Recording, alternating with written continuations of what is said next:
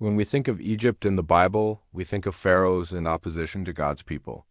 We think of slavery and oppression and the 10 plagues. But there is a chapter of Egyptian history that most people have never been taught. The chapter where Africans from further south, Nubians, from the land the Bible calls Cush, marched north and took the throne of Egypt. It's called the 25th Dynasty, and it lasted nearly 100 years.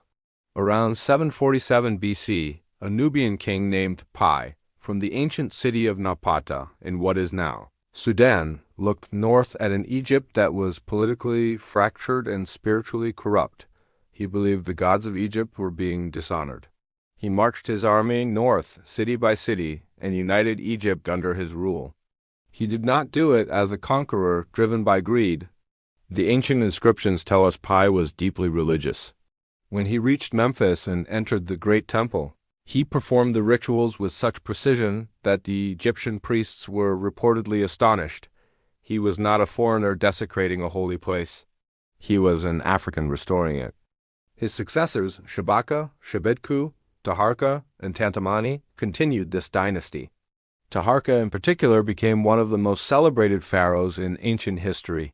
He built monuments across Egypt and Nubia. He is mentioned in the Bible, in 2 Kings chapter 19 and Isaiah chapter 37, as a mighty king who threatened the Assyrian Empire when they besieged Jerusalem. When the Assyrian king Sennacherib was threatening to destroy Jerusalem, it was Taharqa, an African king, who marched his army to face him. The black pharaohs are not a myth. They are not Afrocentric reimagination. Their faces are carved in stone. Their pyramids still stand in Sudan today, over 200 of them, more pyramids than in all of Egypt. They have been documented by the Smithsonian Institution and excavated by archaeologists across the 20th century. So why does this matter for the story of African Christianity? Because it establishes something fundamental about Africa's place in sacred history. When the God of Scripture is moving, Africa is not on the edges watching.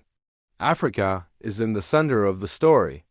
The Nubians who ruled Egypt were not strangers to the God of Israel. They had trade relationships, cultural exchanges, and prophetic significance in the very texts Christians carried to church. Africa was already there. Africa was already powerful. Africa was already holy. Before a single European ship arrived,